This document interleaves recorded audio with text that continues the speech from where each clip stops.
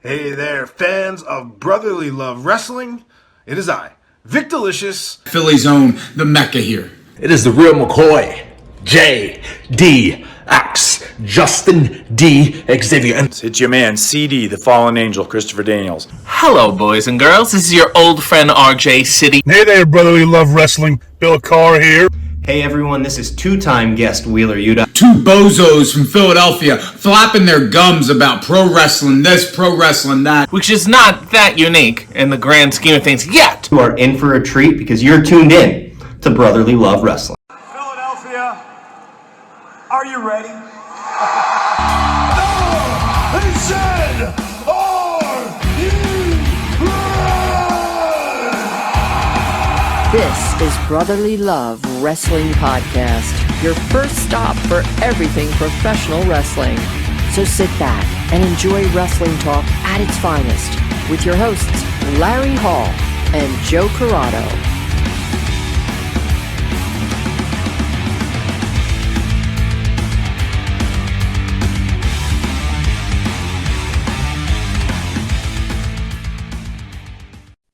Welcome, everybody, to Brotherly Love Wrestling. And this is episode 301. We are on the other side of 300. And right before we start or get into anything off the top, we just want to say thank you to everyone who's listened, watched, and put up with our shit for 300 episodes. I feel like that put up with your shit was directed towards someone.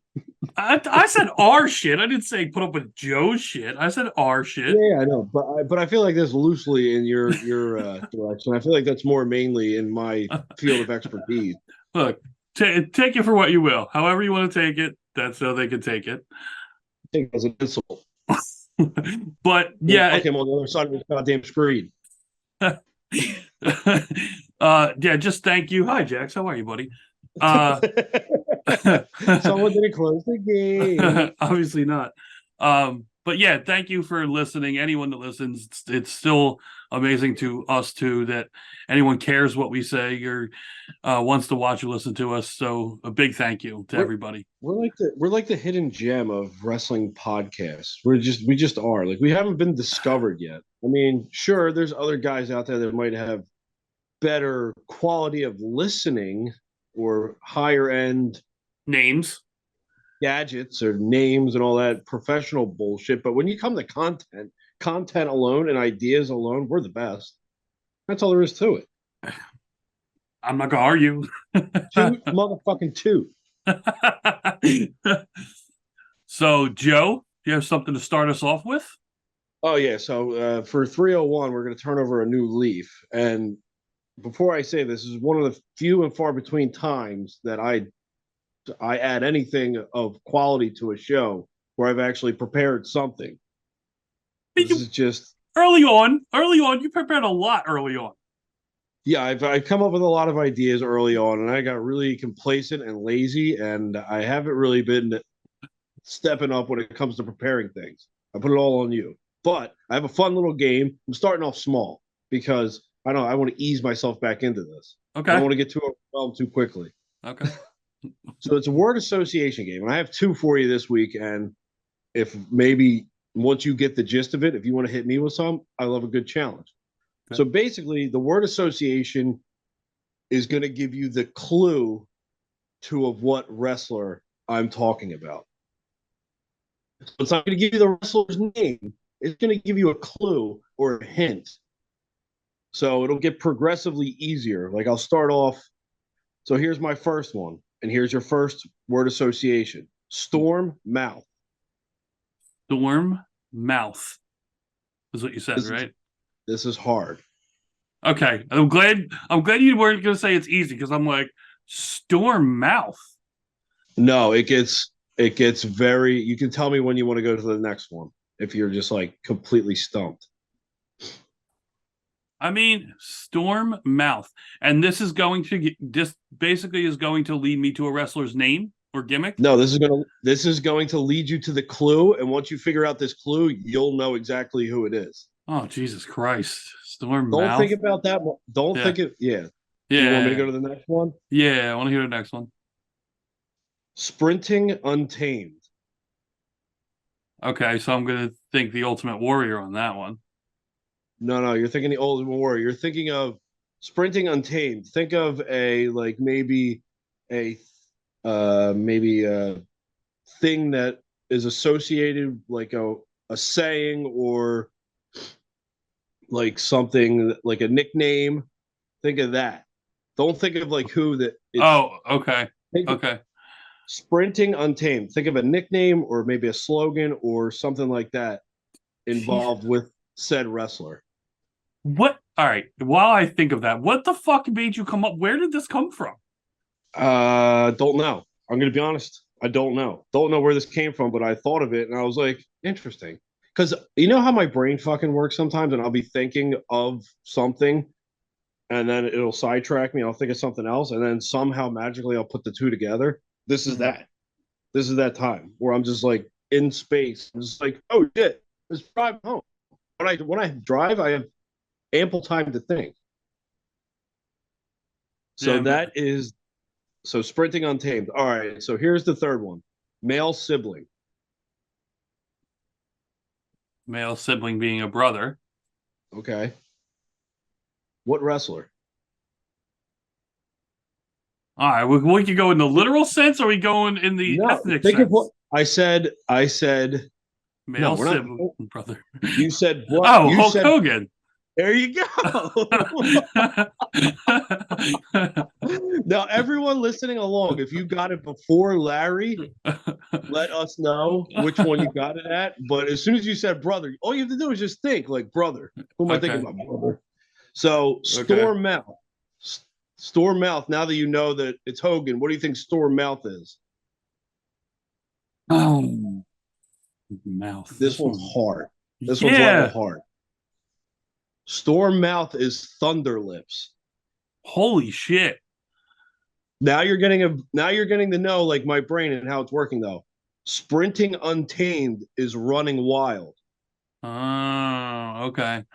So it's like double. It's basically double of it. Like you gotta, I see what you're saying now. Okay, it's like a word. It's a word association puzzle where you get the hint, and then the hint leads you to. Then you have to think even more. You ready for the second one? Oh my god! Oh wait, so there's 3 for every person. Yeah, so I have 2 wrestlers, and I have 3 clues for each. Ah, you ready for the next wrestler? Oh my god! All right. That was really hard. Like, I mean, all right. I liked the last one because it was somewhat easier. But I feel real stupid doing this now. But go ahead. No, this is good. All right, Wilderness Youth. Say it again. You broke up a little bit. Wilderness Youth. All right, so Wilderness Youth. Wild Child. No. Wait, no. Wilderness. Wait, I'm sorry. I'm thinking Child, and I just came out with Wild Child. Wilderness. Jungle Boy. No. Fuck. Close. Am I? Okay. Yes, very. Do you want to go to the next clue? Yeah. Next clue. Fashion Side View. Side View. Huh. This is not great for audio. I'll tell you that right now. No, it's not great for audio, but I can always, you were very close with the first one with who you said, then you got Fashion Side View. Am I right with boy in the second hint when I got to the hint? Maybe. I don't like you. You could go back to the first Wilderness Youth. Yeah, man, I keep going back to Jungle Boy in my head. Now it's blocking everything I could think of out. And I feel real stupid, like it's in front of me, but I can't fucking see it. All right, so this last one, don't think of the words as it that I'm about to tell you. Just think about what it is. Okay. Wristwatch. Okay. Wilderness Youth, Fashion Side View, and Wristwatch. Oh my God, Joe. Wristwatch. I feel like I should get that. I feel like you should have gotten the first one. Really? Fuck. I thought you had it. I really thought you had it.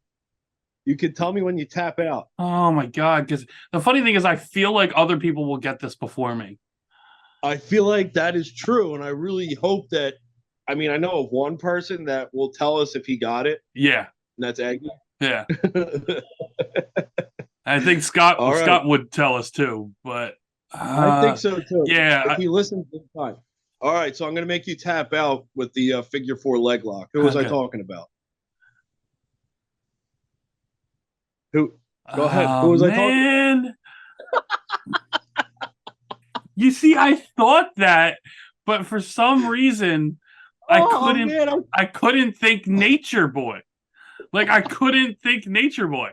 Like, when you said wristwatch, I was like, wait a second, what does that have to do with Jungle Boy? And I'm like, I'm trying in my head to figure it out. The Rolex wearing, man. Oh man, they're really good though. Like those are really, really good and obvious too. But it's one of those things to where like you're looking right at it and you know it's obvious. But like you're talking yourself out of the simple shit. Like you're diving way too deep into it. These were two on the easy level of wrestlers. I went icons, and I thought you had it because it really was Wilderness Youth was it. Yeah, that was.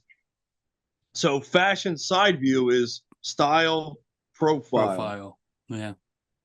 Yeah, well, as soon as you opened my eyes to it, I got that in my head. I'm like, oh, it became very clear. It's easy once you know. Yeah, of course.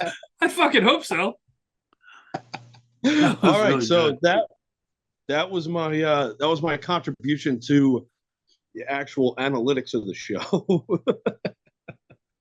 Huh. So proceed. I know we got some stuff to talk about. You're just in awe of this creation. I am. I really like it.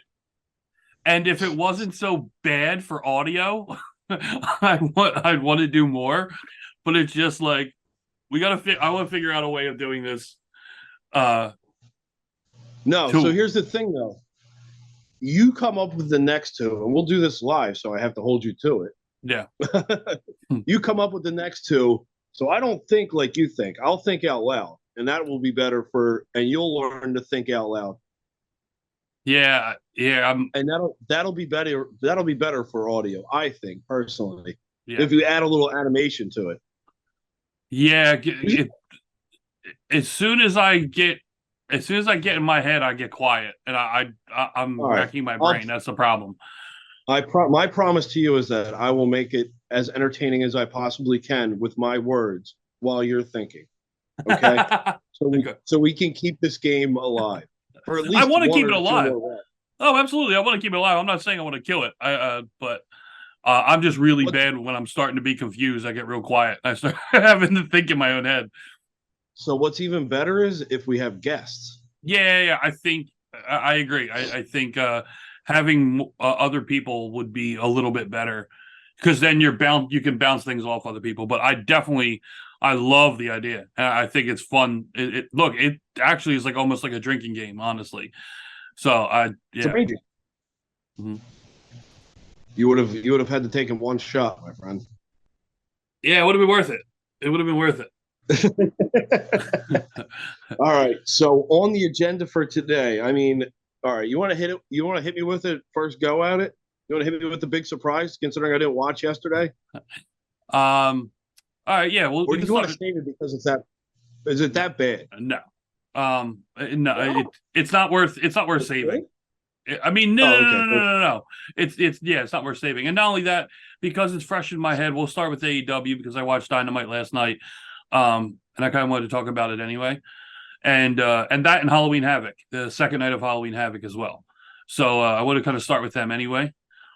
So Tony Kahn did have a major announcement as promoted. Is it one of these? Is it one of these? Yes. For those listening, air quotes that Joe just threw up. It was promoted on TV and promoted on social media that Tony Kahn had a major announcement. And the major announcement was that tickets for Wembley for August go on sale December 1st. That was the announcement. So all the people that were in attendance who aren't going to go, they probably got real excited. Yeah. Yeah. They just cheer for anything. They just cheer for anything. Oh, it wasn't I don't want to say that there wasn't cheers, but like it wasn't out at ringside. It wasn't on the ramp. Nigel McGuinness introduced Tony in the back, so it was a pre-recorded promo, and they did a little bit of a video package of highlights of Wembley, and then announced that he's giving everybody in AEW a early Christmas gift by putting these tickets on sale December 1st. So that was the announcement. Here's the thing. Here's the thing, though. How do I want to word this? Do I want to word this as blunt as possible, or do I want to tippy-toe around it because people will get offended? Since when do you ever tippy-toe around your feelings with AEW? I don't. Like, when do people realize, like, or do people just not care? People just like, it doesn't matter. He's given us the gift of AEW, so it doesn't matter what he has to say. Like, oh, it's all great. It's still rainbows. Or when do people actually be like, okay, like this is just clickbait, because it's really not a fucking announcement. And if you do it so often, when do people finally get like pissed off and be like, all right, enough of this fucking stupid fucking big announcement shit? Like, just save it for the actual big fucking announcements. Or do you consider this a huge fucking announcement that needed to be? I mean, I get it. Promotion is whatever it is. You have to promote your company. But the thing is, the guy sucks at it. The guy sucks at promoting his own company. Like, he is. He's the billionaire who plays with wrestlers. I love that analogy from Vic. I don't know if it made the show or not, but yeah, he's the little kid that has his fucking action figures. That's what it is. And he's just sitting there. You just picture him like this. And next week, we're going to sell tickets to go to Wembley. Yay! Moxley hit him with the fucking elbow. Ah! That's what that's what it is. That's what it seems like. He's got no clue what fucking, like, he had a clue how to get there, to get to we'll call it the dance. But he has no fucking clue on how to fucking expand. Well, here's the deal on that. Before we go any further with the Tony Khan thing, yeah, of course he has a way of getting to the dance, because you have the business connections of owning a NFL team, owning a soccer club. You know, you have the money to where you can go and give TBS however much money they ask for, and without blinking. So yeah, you can get to the dance, of course. And as long as you have the money to pay the talent, which obviously he does, and get guys like Jericho and Cody and stuff like that, and Bryan Danielson and whoever pops out there. And not only that, tell them, hey, you could do what you want on the mic. You could book your own matches. You could book your own promos. You could book your own story. You could shoot your own vignettes. You could do whatever you want to do. And I'm going to be your best friend. I'm not going to be that boss that shits on you and tells you you're not doing anything right. You just do you. And we've seen how well that works with some personalities, aka CM Punk. Like, it's just, that's the only thing. And I feel like for you, it's the one thing that's a trickle down effect, though. But with you, it's because it's over your head. That is so burned into your head with AEW that I think it prevents you from enjoying AEW more than you actually do, because there are so many things that I think you would enjoy, but you're so disinterested because of some of the bad things that you miss out on some of the good things, like the Kenny Omega and MJF match was absolutely phenomenal. And people were on social media, and even Busted Open said it on Monday, they gave that away on live TV for free. Like, that was CW. That should have been That's a what- Full Gear. I'll do it like Bret Hart. That should have been the main event for Full Gear coming up. Like, it was phenomenal. It was such a good fucking match. So, like, it just. Oh, granted, I loved it. Because that was the main event. I watched Collision because I haven't watched it in a couple weeks. I kind of fell off a little bit, but the second I heard that, I'm like, man, I feel like those two could tear it up. And God, they didn't disappoint. And it's things like that that sucks that you miss out on, because I feel like it's something that you really would have dug because of MJF. I know you're not a big fan of Kenny on the mic, but you know how great Omega is in the ring, and that's where you like to see him. Here, I'll give you a good out of this. All of my Kenny Omega, whatever we'll call it hate. I guess we'll call it. I don't think I ever hated him, but I was definitely a hater. It has all vanished. I don't care as much anymore. Mm-hmm. So I'm not gonna shit on, like, I care that Tony Kahn sucks. Yeah, I do care about that, and I don't like him. And I actually, there's parts of me that just, like, I despise fucking seeing him. Mm-hmm. It's not comfortable. He's not a comfortable person to see on TV. Like, don't even try anymore. Like, you're fucking uncomfortable. You're very. He's not meant for TV. Stay in the back. He's awkward, and he runs it. I have an example for you of an outsider. Okay. So, obviously Wednesday night, last night, I'm watching Dynamite up in the bedroom, getting ready to lay down and watch it in bed, and Jamie's getting her clothes. Hold on, wait. Go ahead. Hold on, wait. Brina's first words were, "Tony Khan sucks." No, they weren't. No. But she's already asleep at this point. But so she's getting her stuff ready, and Tony Khan and Nigel McGuinness are on the screen. So and I turned the volume up because I wanted to hear what he was going to say. And they do the whole package, and they're doing the video, and then they go back to them two on the screen. And Jamie, for those who don't know, my wife, Jamie turns and looks at me, and she goes, "Who's that?" I was like, which one? She's like, "The guy on the right," which was Tony Khan. And I was like, "Oh, that's Tony Khan. He's the owner. He's the money guy behind AEW." And she was like, "He looks like a teenage nerd." And I was like, "Well, I mean, you're not wrong." And she was like, "He's the owner?"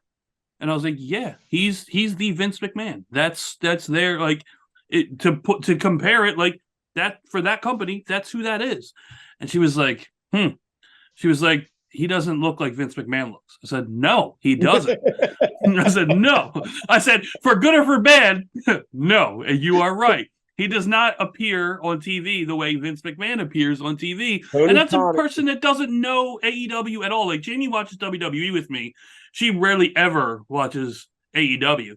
So for her to say that, and she's been watching WWE since she was 10, 11 years old when her dad was taking her and her brother. So she knows WWE, but she knows Vince.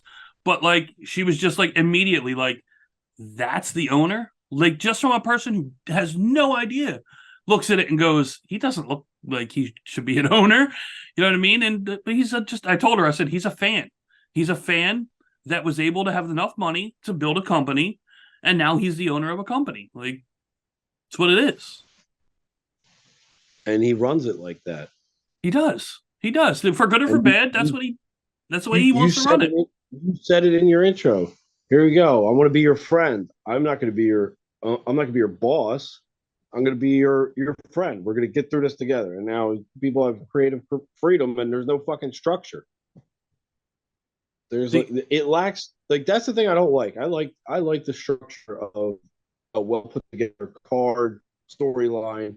Like, I don't like the way that he operates. And I get it. Sometimes you're strapped, but I'm hoping them going to a month-to-month pay-per-view schedule would help with that, where you can get storylines that'll actually make sense and have smaller cards. Like, if you're going to run a pay-per-view a month and you're still pulling together a 11 match card, there's something drastically fucking wrong with that. There just is. I get it. You have too much talent, but sometimes your talent's got to sit in the back, put together. Like, he'd have to run it almost like NXT did, except he's got too much fucking talent to do it. He doesn't have a consolidated roster, and we've been saying this since day 3.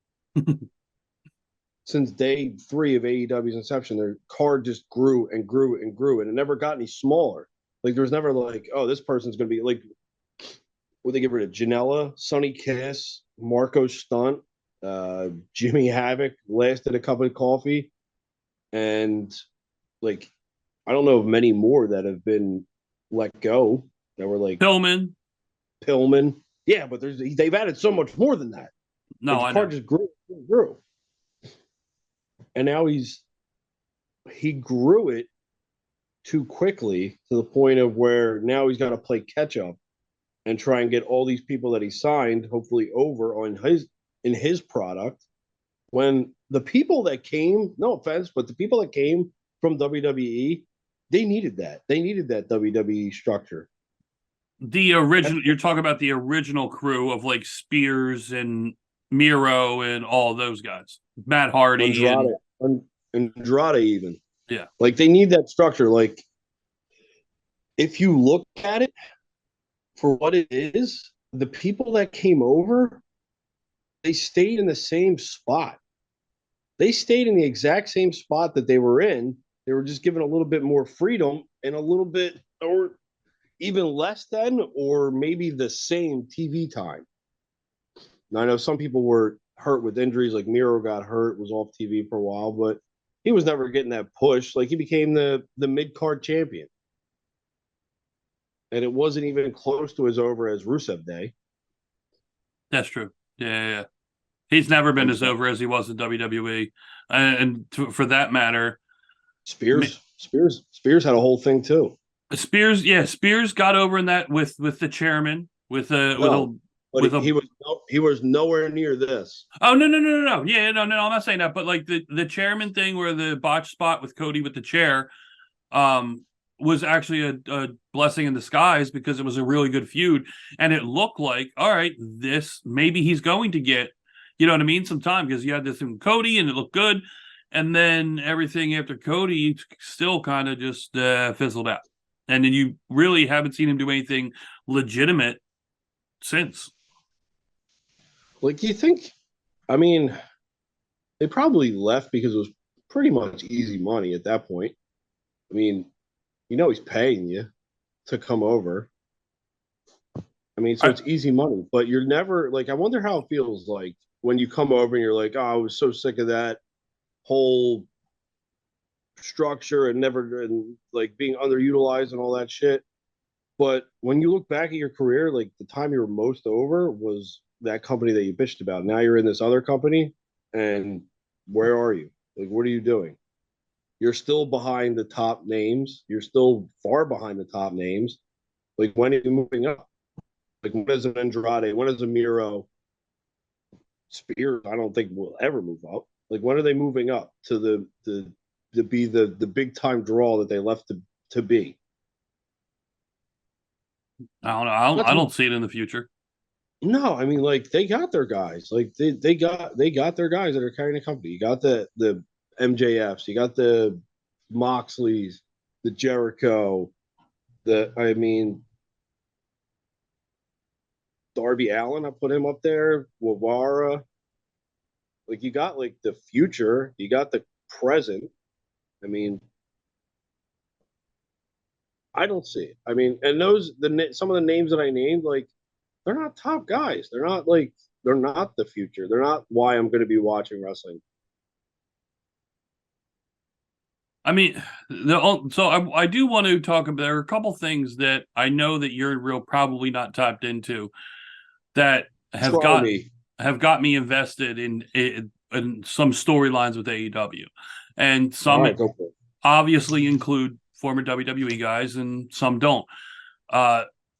Actually, probably most of them do, now that I think about it. But regardless, this whole thing, and I told you about it probably 3 to 4 weeks ago, depending on when it happened, was the devil mask, where there was a bunch of dudes in masks that beat up Jay White after he told Max that he was coming after the title. And the one dude had the devil mask on, and you couldn't tell who it was. So now that is picked up more, and each Dynamite now you're seeing just a quick vignette, not even a vignette. It's just basically the person with the devil mask on looks at the camera, breaks the fourth wall, and then it goes and then cuts off. And that's happened the last couple weeks. So they're still kind of doing that, which kind of look, any mystery, any kind of unknown person in a mask or whatever, you're always going to suck in wrestling fans, old or young. The thing about mystery is it's fun no matter what your age is, and it takes you back to when you were a kid and you didn't know what was happening, or there's a mystery opponent, mystery partner, whatever it may be. So that has, and you still have Jay White coming after Max for that title, even though he stole the title and he has the Triple B in his possession and Max doesn't have it. And the one thing I will say about AEW that they were doing very well is they have all these different wrestlers coming after MJF. You have Hobbs, obviously, in the oh god, now I can't think of his name. Jericho's God, bald. This used to be Cyrus in ECW.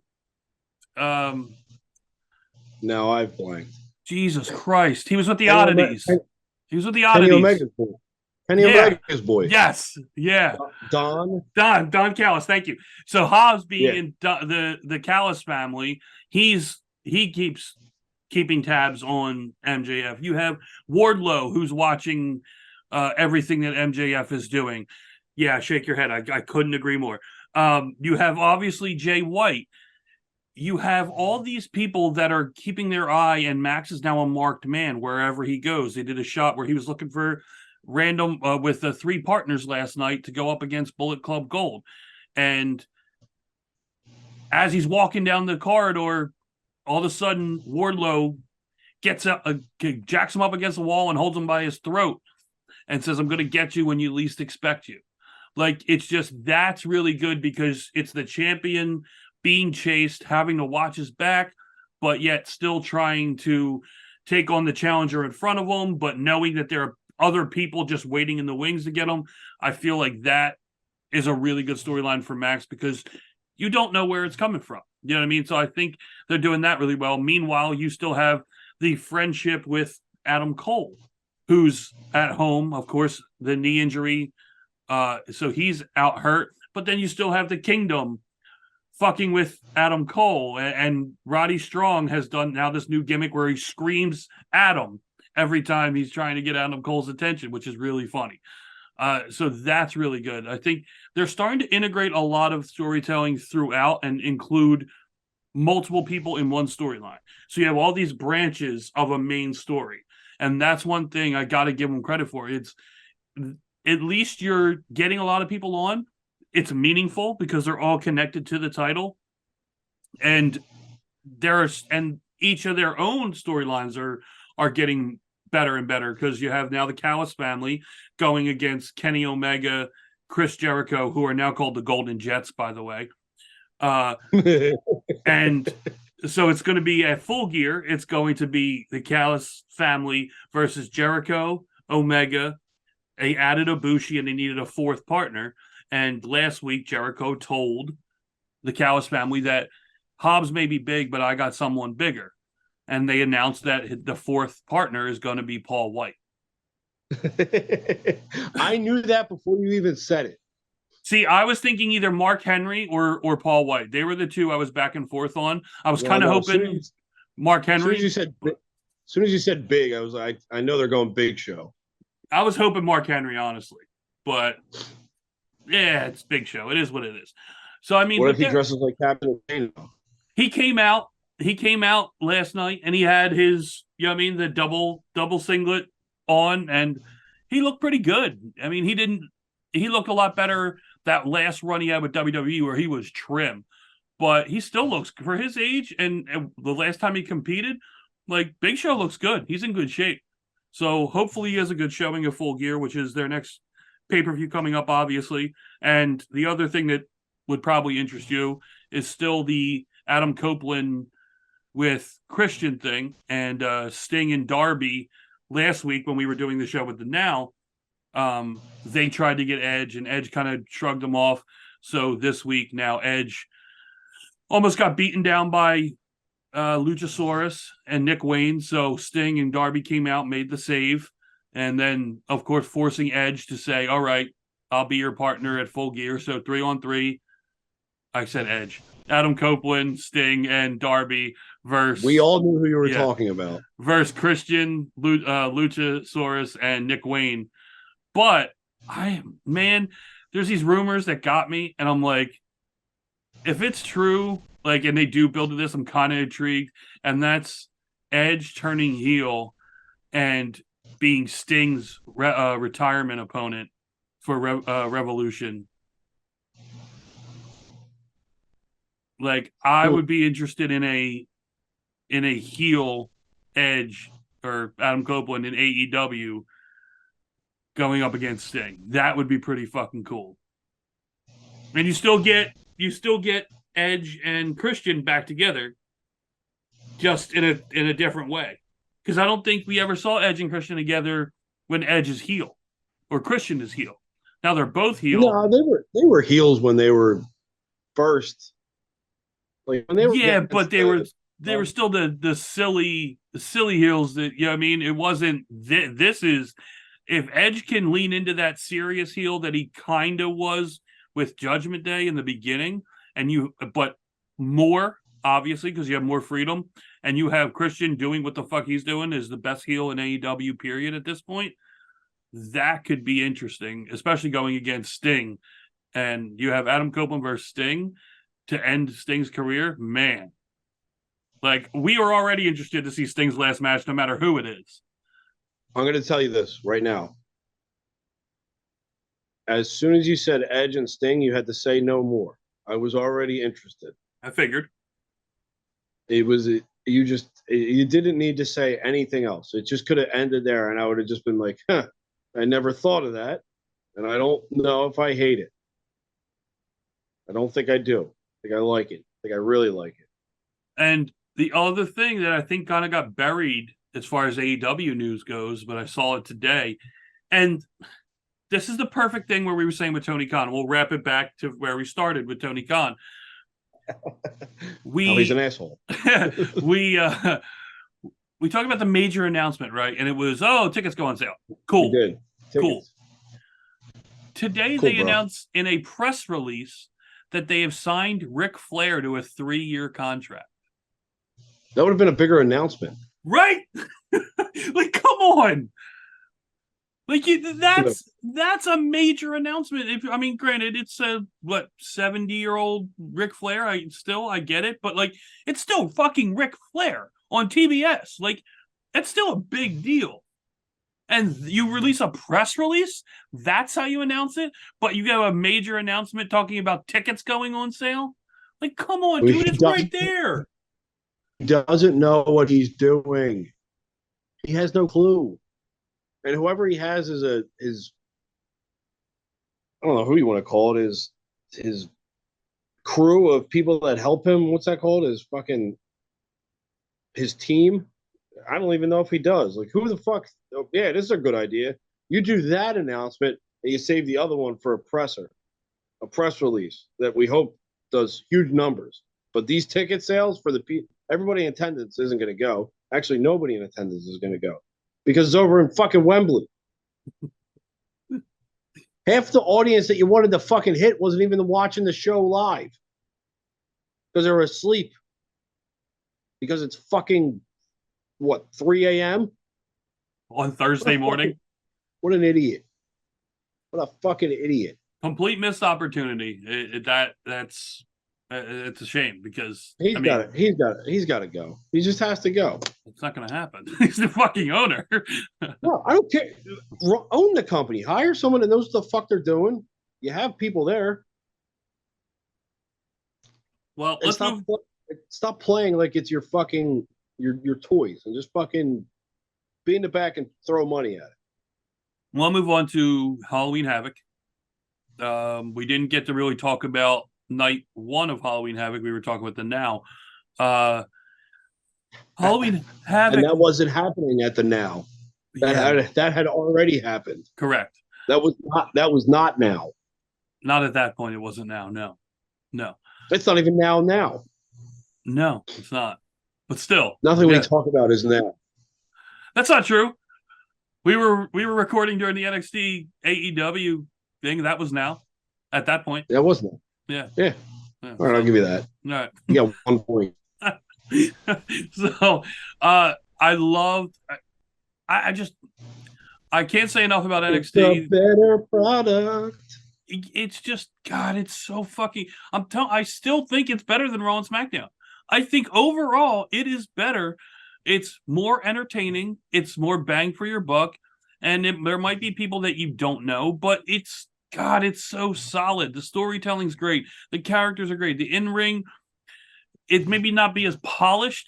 Not like 90% of it is great, but there's still that little 10% that still needs work. But it's a fucking developmental, like it, and they're still fucking knocking it out of the park every goddamn week. Like NXT is so good. Yeah, I but can't. do you take it out of the developmental now? No, Is it just a third brand? Is it just a third brand again? no, I wouldn't. No, I still think there are things and people that you're still developing. You're still doing developmental stuff, like the women's tournament that they did. Like that is a lot of unknown women that no one knew that you showcased 3 or 4 weeks, I think it was. Like, so they're still bringing in new faces and stuff like that. So I would still call it developmental. Yeah, I don't think it's a third brand quite yet. Nor does it have to be. It with the job that Michaels and them are doing down there, it's amazing. It's so good. Every match is entertaining. The fucking Creed brothers, Jesus Christ, those dudes. There's a select, like maybe handful of people from NXT that belong on the main roster. I don't know if there's room for them yet, but they belong there just from their work and character. Like Mello, man, hands down should be on the main roster. He is fucking amazing. Creed brothers, they just had a match on Monday night with Alpha Academy, which was phenomenal. There was a couple hiccups here and there, a little bit of chemistry issues, but still, it didn't ruin the match. It was 4 All-American wrestlers going up against each other. All 4 of those guys are All-American wrestlers. 2 of them, Gable and Otis, are Olympic-level fucking wrestlers. So, like, they're just everything they were doing was great. There was so much chain wrestling to start that match, which you don't see in WWE a lot anymore. It just, some of the women, Tiffany Stratton, like I said weeks ago, has won me over. She's fucking phenomenal. Cora Jade is great. Roxy is amazing. Or Roxanne Perez now, but Roxy from ROH. Like, it's just, there's so many great talent that I never expected to actually like. They're forced to. If you watch it, you're forced to, because they're Braun Breaker. I'm leaving him off. He's fucking amazing. Trick Williams is coming up. Like, we could do an hour and a half just on NXT because of how great they've been doing. And they've just announced, remember last year they did that deadline where they did like the weird concept that Shawn Michaels came up with, how they had like the pods, where they not like an elimination chamber, but they had the pods outside the ring and they would let the competitors in. And then like there was rules to it. That's coming back. Penalized. Yes. Yeah. So that's coming back. It's like a penalty box. Yes. Yeah. That you exactly. also got released out of. Yes. It was cool. I'll give them that. Yeah. It was a lot cooler than I thought it was going to be. Let's put it that way. I thought it was going to be a fucking train wreck. I remember watching that, and it was actually pretty good. And it actually helped build anticipation. And I think that was its whole point, but it was done really well. Yeah. So that's coming back. I can't remember the date, but I, in passing, saw them advertise that. So it's just, look, Michaels, he's a Hall of Famer in the ring, but man, he's making a case for being an amazing showrunner outside the ring. And it's insane. Not many greats can go from doing what they do on the court, on the field, in the ring, and then translate to being a good owner, booker, producer, whatever. But Shawn Michaels seems, it's ridiculous. Who knew that he'd be this good at doing this? I mean, if you look back and like you hear the stories and all that stuff, he was good at doing that when he was in the ring. Like, he was good at getting himself over. He was good at getting the person he was with over. He was, I mean, hell, he helped build one of the most, if not the most maybe arguably the most known faction of all time. I mean, he's put over numerous people. He's had some of the greatest matches, some of the greatest storylines where he helped, where you learned something by doing that. Mm-hmm. By being at the top for so long and then having a resurgence where you put yourself back or even better than you were before you left. Like, is there anyone that's ever done that? Like, is there anyone that's ever left and come back and been better than when you were there to begin with? Like, I would say maybe Danielson, probably Danielson. He was like, if you look at the matches, look at that hour fucking Iron Man match he had with MJF, and like, he's put on some pretty amazing matches in AEW. So now we'll see what the longevity is. That true, because Michaels came back and he did it for years. True, yeah. He did it for what, 4 or 5 years, where he was like one of the top people working. Mm-hmm. I mean, you work Cena, you work Triple H, you work fucking Taker in the best fucking match ever. Don't forget Angle, Jericho. Yeah. You know what I mean? JBL, that actually one of my favorite feuds, him and JBL, where he was running out of money like that. That was another really good one too. You probably learned something while doing that. Like, I am not surprised that he's that good at this, because he knows how to get people over. He knows what it takes. Sure. And he's at the point of his career where he's been at the point of his career for quite some time, where he knows like his role. Like, he knows he's there. He knows what he's there to do. He's there to make it interesting, make it great. I mean, he just, that's it. That was his mentality. Yeah. Once he lost his arrogance and he came back, like, there's a different way to become the top guy or one of the top guys. Yeah. No, you're right. I mean, it's pretty incredible, but I do still want to touch on a couple more things with main roster, especially LA Knight.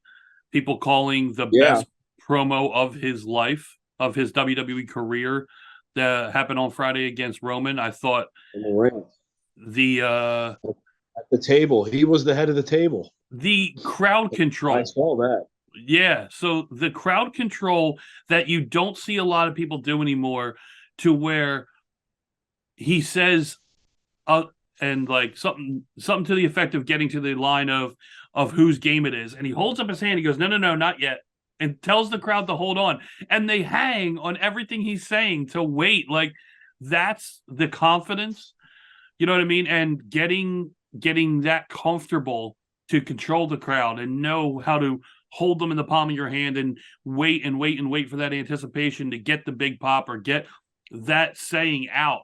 Like, you can see him progressing.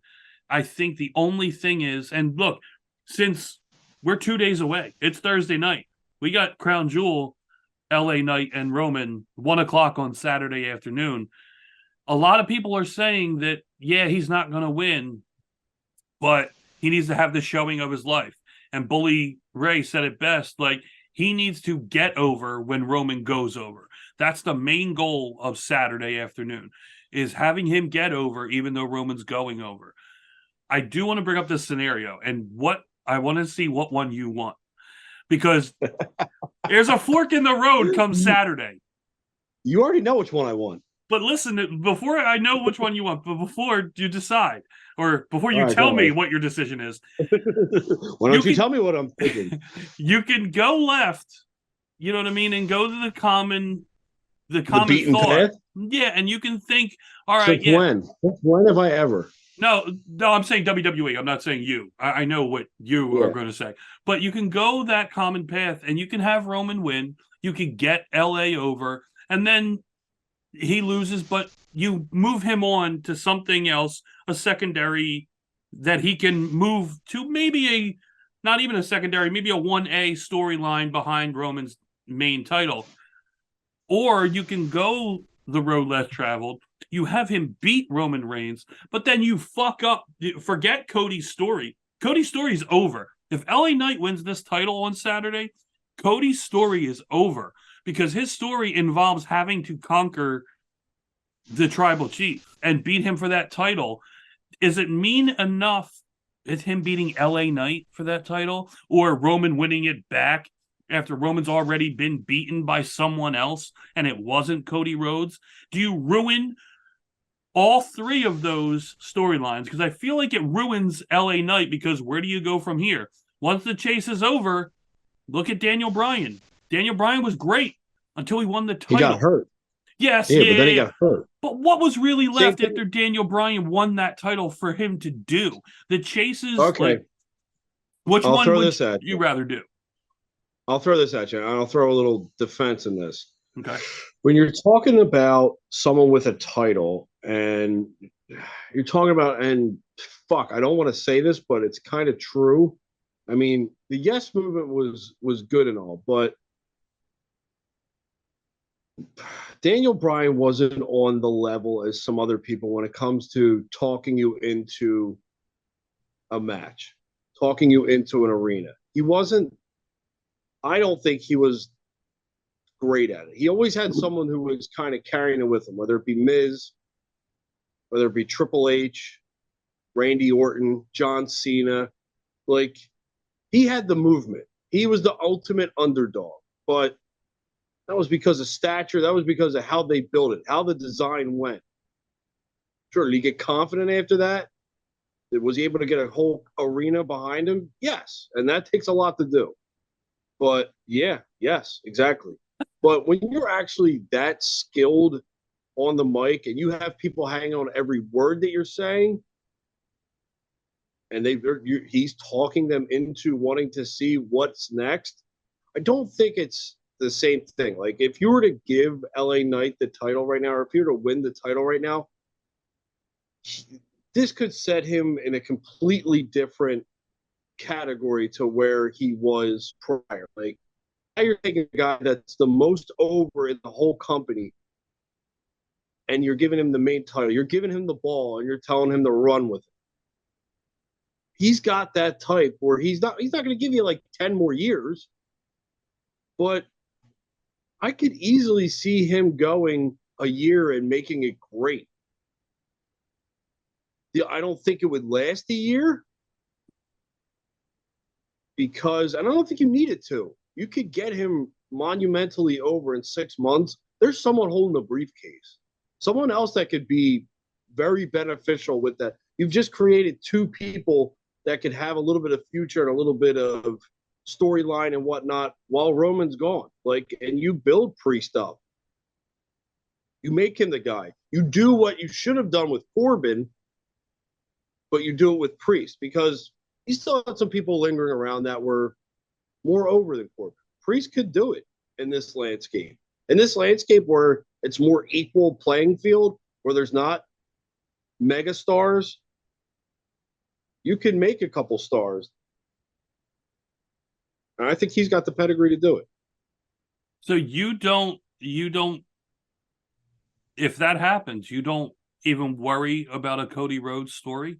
You don't think it ruins the Roman Cody thing and Cody winning that title at Mania? And the reason that they fucking held Cody from winning last Mania was this whole build that we were going to get. The hard times of Cody Rhodes is now flushed down the toilet.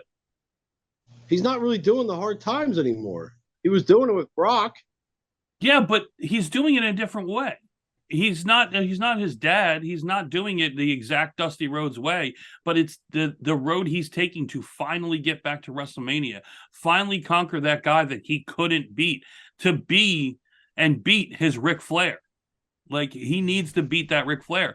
And if you ruin Roman now, God, I'm deflated talking about it. If it happens, and I'm going to be so split down the middle if it does happen on Saturday, because I'm such a big LA Knight fan and I want him to win. Here's the thing, though. It's not. It's just not. It's not going to happen at 1 o'clock. It's not going to happen. The LA Knight is not going to win. Not at 1 o'clock on a Saturday in the afternoon, where you're not even holding all your numbers. that you want because it's a Saturday fucking afternoon. You're not going to have Roman Reigns, your guy, the guy, lose. You're just not. It's a dumb fucking business. That's an AEW fucking move.